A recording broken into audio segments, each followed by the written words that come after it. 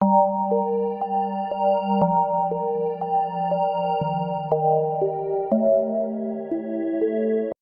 saudara-saudara yang dikasihi dalam Yesus Kristus. Firman Tuhan kita pada saat ini diambil dari Lukas pasal 7 ayat 11 sampai dengan 17 dengan tema Allah membebaskan bangsanya. Saudara-saudara yang dikasihi dalam Yesus Kristus, firman Tuhan kita ini merupakan satu narasi tentang Yesus Kristus membangkitkan anak laki-laki dari seorang ibu janda yang ada di kota Nain. Tetapi dalam narasi itu sebenarnya ada satu hal yang terungkap tapi disembunyikan. Dalam arti kata, itu bukan menjadi satu prioritas untuk diungkapkan ataupun dibicarakan di dalam narasi kita ataupun firman Tuhan kita. Apa itu? Yaitu bagaimana Yesus menyentuh mayat anak laki-laki yang telah mati itu. Karena dalam satu tradisi ataupun aturan agama Yahudi, hukum Taurat, siapa yang menyentuh mayat maka dia menjadi najis. Tetapi itu memang bukan, sekali lagi itu bukan merupakan satu hal yang utama dalam narasi Lukas 7 ayat 11 sampai 17 ini. Yang menjadi hal yang utama dalam narasi ini adalah bagaimana sebenarnya Yesus membangkitkan anak laki-laki di kota Nain. Anak dari seorang janda. Pertama yang harus kita lihat bahwa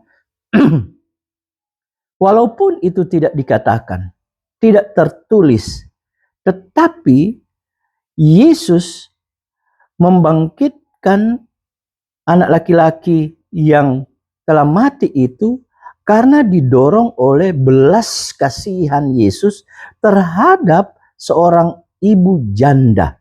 Itu yang harus kita garis bawahi. Kenapa demikian? Karena memang kita harus pahami tentang eksistensi Yesus. Yesus sebenarnya adalah Allah yang telah menjadi manusia.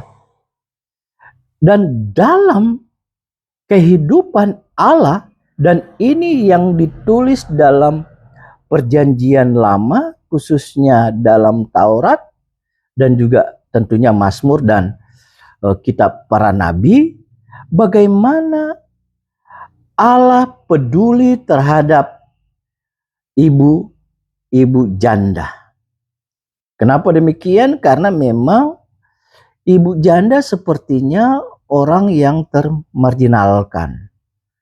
Orang yang harus diperhatikan secara langsung, secara nyata. Yang harus diperhatikan.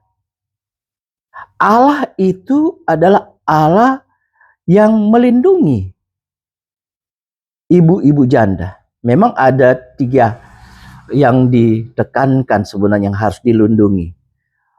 Pertama adalah ibu janda, kedua adalah anak yatim piatu, dan yang ketiga adalah orang asing.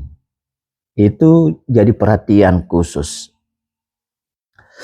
Kalau kita lihat sebenarnya salah satu bagaimana sebenarnya Allah itu peduli supaya tidak ada penindasan terhadap ibu-ibu janda. Coba kita lihat saja di Keluaran 22 ayat 22 sampai 23. Di situ jelas.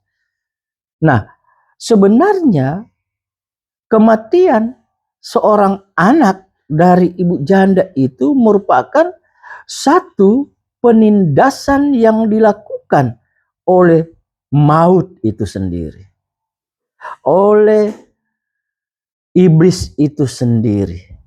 Kita harus perhatikan sampai di situ. Kedukacittaan itu membuat seorang ibu janda itu merasa ada satu ketidakadilan yang terjadi. Kenapa demikian? Karena harus dipahami bahwa seorang anak laki-laki itu merupakan tulang punggung dan harapan dari ibu janda dalam kehidupan keluarganya dan perekonomian keluarganya. Kalau sudah mati tentunya hilang harapan dari ibu janda ini. Itu yang dilihat. Jadi memang benar-benar kematian seorang anak laki-laki dan anak tunggal ini membawa satu kesedihan dan satu kedukacitaan.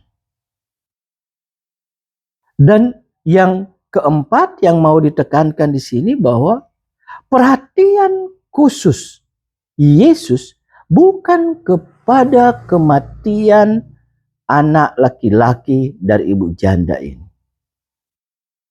Perhatian khusus ataupun pusat perhatian Yesus adalah kepada ibu janda itu.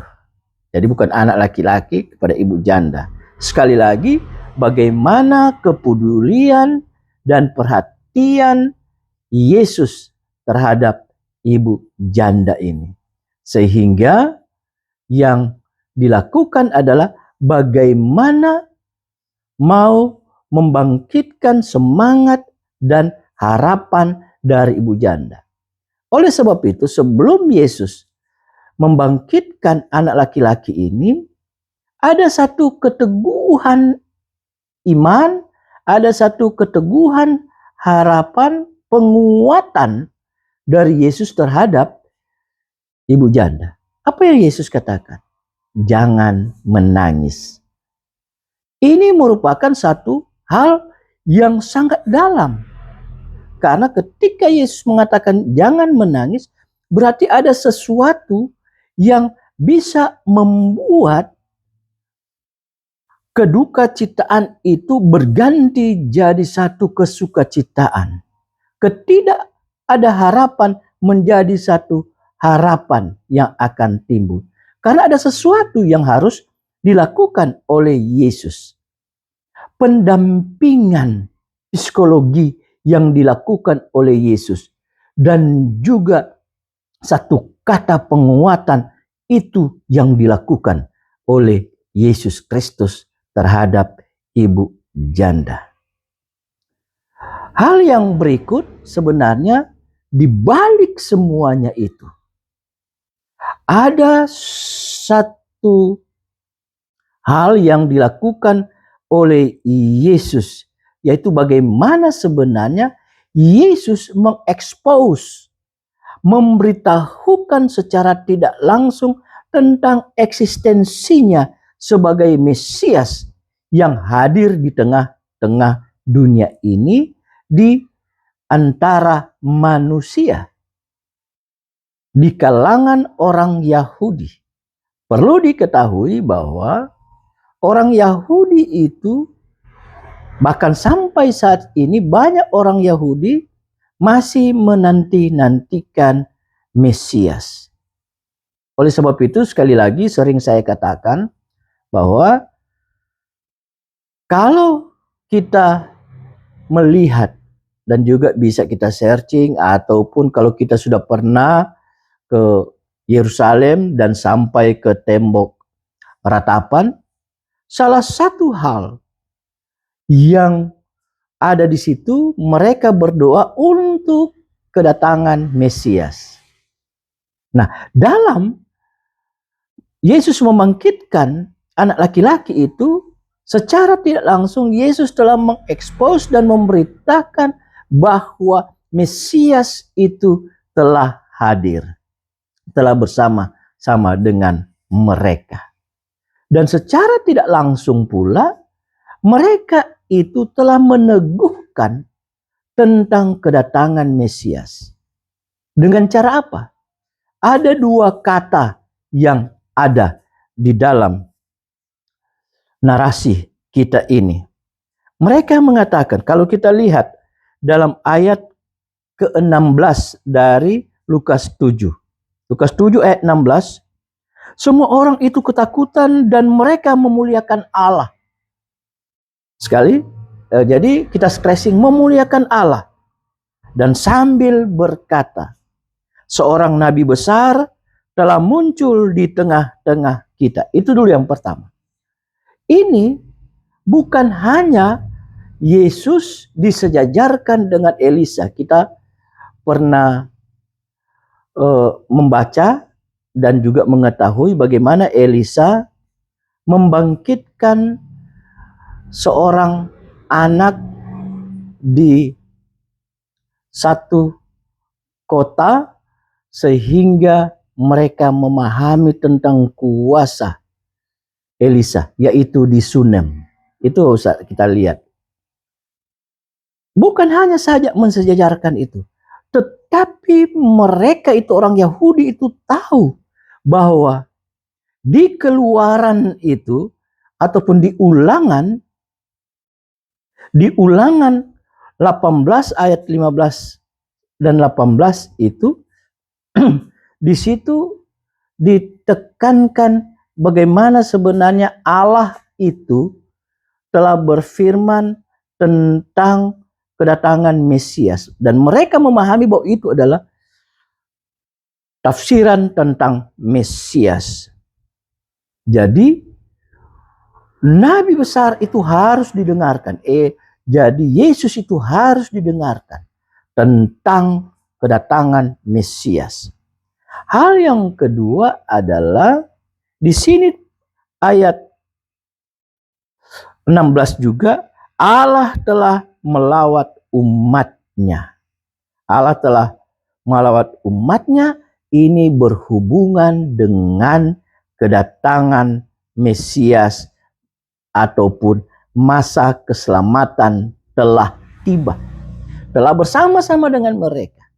Itu harus kita pahami. Jadi memang secara tidak langsung juga mereka telah meneguhkan dan mengiyahkan bahwa Yesus itu adalah Mesias. Saudara-saudara yang dikasihi dalam Yesus Kristus, firman Tuhan kita ini ataupun mengambil tema bahwa Allah membebaskan umatnya. Dalam sejarah keselamatan manusia kita lihat bahwa Allah peduli terhadap umatnya, Allah peduli terhadap bangsanya. Ketika bangsa itu berada dalam penderitaan, umat Tuhan berada dalam penderitaan, Allah datang untuk membebaskan umatnya.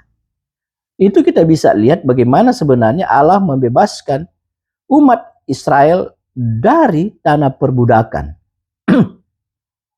Bagaimana Allah itu mengantar umat Israel dari tanah Mesir, tanah perbudakan menuju ke tanah Kanaan. Bagaimana Allah membebaskan umat Israel berada dalam tanah pembuangan. Itu jelas. Jadi peduli Tuhan itu terhadap umatnya, bangsanya yang berada di dalam penderitaan, kesengsaraan, dan pergumulan-pergumulan yang ada. Oleh sebab itu, saudara-saudara, kalau kita mau mengacu sebenarnya kepada kitab Yesaya, di sini kita harus lihat bahwa ini harus kita syukuri. Bahkan harus ada mazmur yang terungkap dan harus diberitahukan kepada bangsa-bangsa bahwa Allah yang kita sembah itu adalah Allah yang peduli, Allah yang benar-benar menyelamatkan bangsanya dari berbagai-bagai kesengsaraan penderitaan yang dialami. Dan ketika berada di dalam penderitaan, kesengsaraan, maka hanya Allah lah yang kita panggil. Jangan panggil ilah-ilah lain, tetapi Allah yang kita sembah, Allah yang benar, yang kita panggil untuk membebaskan bangsanya. Hanya Allah, tidak ada yang bisa membebaskan. Oleh sebab itu, Allah itu melawat umatnya dalam rangka keselamatan bangsanya. Itu perbuatan Allah yang sangat besar yang harus kita pahami. Kita harus imani Allah itu sanggup membebaskan bangsanya. Takut akan Tuhan akan membuat bangsanya hidup dalam satu anugerah yang diberikan Allah, yaitu damai sejahtera dan berada dalam kemakmuran dan akan terbebas dari berbagai-bagai hal termasuk bencana alam ketika kita berharap dan takut akan Tuhan. Oleh sebab itu saudara-saudara, pertama yang harus kita lihat dan harus kita imani, Allah itu sanggup membebaskan bangsanya. Yang kedua, ketika kita berada dalam penderitaan, berada dalam pergumulan, berada dalam hal-hal yang membuat bangsa kita berada di dalam berbagai-bagai bencana. Panggil Tuhan, minta pertolongan kepada Tuhan, maka Dia akan menolong kita.